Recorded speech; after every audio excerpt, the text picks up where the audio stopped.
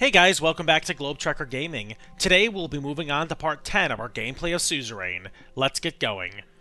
So the last part really didn't do a whole lot. It was kind of him having dinner with his family, and they kind of established that, they're nervous and things are not going well. So it kind of just reiterates the whole background of, oh, things aren't bad, you gotta change it. I'm kind of looking to hopefully get some action coming up soon, and more things than just reading through a bunch of stuff and making some, snappy responses. Let's just see quickly what we have in the news here. So there's protests after the death of Bernard Circus. Anything else? Protests in Garuni. Where's that? Greater Holesword. Okay.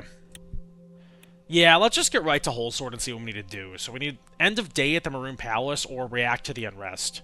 I'm going to do that first, 'cause that seems like a good chance to make an impact here. So the political situation on the country has escalated. Chief strategist Lucian Galati has prepared several action plans that we can execute. What will we do to address the intensifying political comment?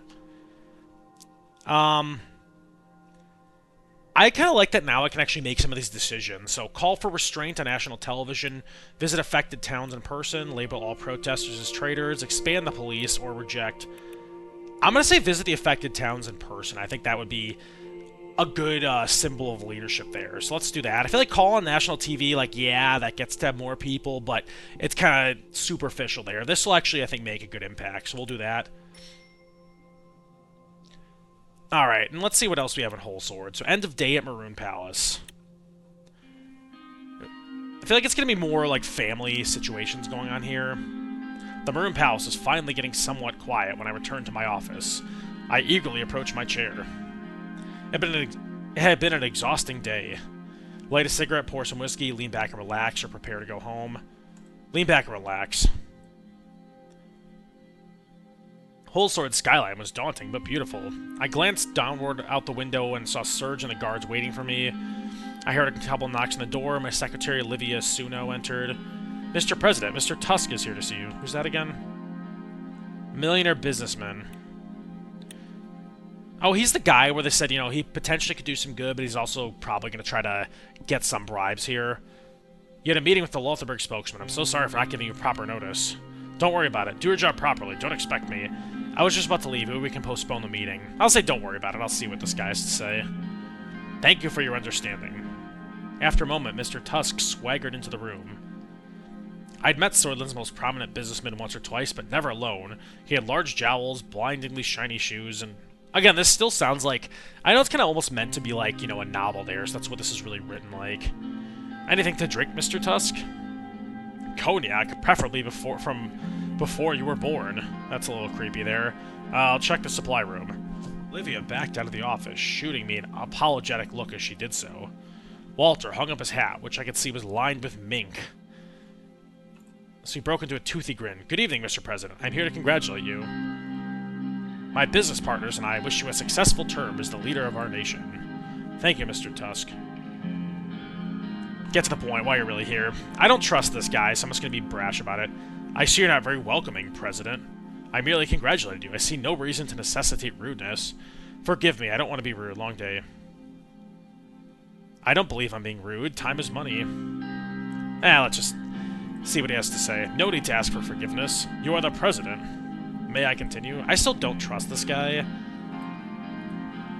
I'd like to build a profitable relationship between us. That being said, there are some concerns of mine and the people I represent, which I would like to take this opportunity to clear up. What are these concerns? The ruined state of the economy has influenced everyone. The recession hit us all hard. Pulled a box of cigars. I had these brought from Lesbia, the best cigars in the whole continent. Would you like to try one? You go ahead, I don't want to smoke. He grabbed a cigar and lit it. He looked out towards the scenery. You are having a good start to the term, for sure, besides the recent troubles.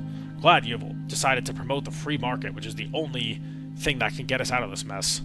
We've nothing but trouble so far, and economy is not the only concern. The ability of the free market to evolve is hard to dispute. It's good that we think alike in the matter, and I took favorably to my economic team's advice. I'm just going to say it's good that we think alike. To a closer relationship, then. One that will bring Sordland out of crippling recession. He grinned. The highway investment was a good call, but there was more to gain on the high-speed rail. Yeah, I didn't really care about that, Walter. The Agnon region was in dire need of investments. Our goal was to focus on the needs of the people, not businesses. The intention is to boost the economy, right? I don't want to disclose the intentions to an outsider. I feel like he's gonna get upset about this one, but that's kind of where I'm leaning. I'm gonna say that one there, because I feel like he's gonna be like, oh, the businesses help the people. I do understand where you're coming from. The businesses will help these people get employed. We can be close allies. The group can help get Sordland out of recession, which would be key problem to solve in your term and could even determine your re-election. Let's start with a gesture of goodwill. Soon the investment project contract will be awarded to one of the 3 main contenders. Pulled a check out of his pocket and slid it towards me. My personal bank details were listed on it with a deposit of 5,000 Sordish rent, or 500,000 Sordish rent ready to be transferred. This was 6 months of a president's salary. Nope, I don't trust this guy. I'm turning it down. If the contract were somehow awarded to Underhall Construction, they would not only work hard and deliver, but also do it on time. What do you think, Mr. Rayne? Wouldn't that be good?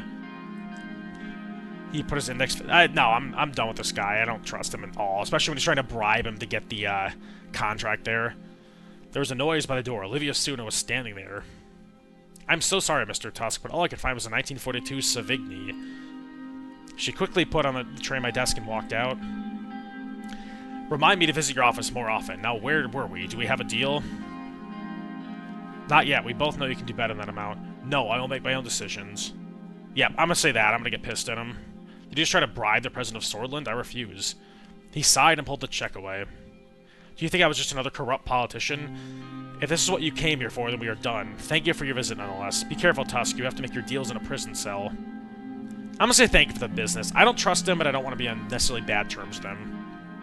It was good to share opinions. We will meet again in the future. Oh, I almost forgot. Please say hello to Mr. Karate for me. Who was that again? Oh, he's that guy I'm meeting with soon. He, like, just took over his dad's business after his dad passed away. He smiled. Have a good evening, President. Walter stood up, grabbed his jacket, made his way towards the door. I gathered my things and prepared to finally head home. As I walked out, I noticed Olivia still there, covering up her typewriter. If I may be so bold, Mr. President, did you accept his offer? Of course I didn't. How could you even ask me that? The other girls have told me about all kinds of dealings that went on during the Alfonso administration. I wasn't sure if you were that kind of president. I most certainly am not. She and I took a moment to look out over the lights of the city before heading to the elevators. Oh, that's how it ended. Okay, yeah, like I said, with that Walter guy there, like, definitely do not trust him at all. I mean, he tried bribing him to get the contract there, so that's an absolute no. But, yeah, I'm still want to, at least maintain civil relations, because I think he's someone that could be beneficial, but obviously trying to bribe him, I'm not a fan of this guy. Just looking out real quick before I move on to the next one here. There's a few different things. We have Whole Sword here, Conriat, and what's over here? Lenkerg. Oh, the highway contract. So, yeah, I guess stay tuned for part 11 coming up there. We got a few more options for us to work on there. So, thank you guys so much for watching, and stay tuned for the next one.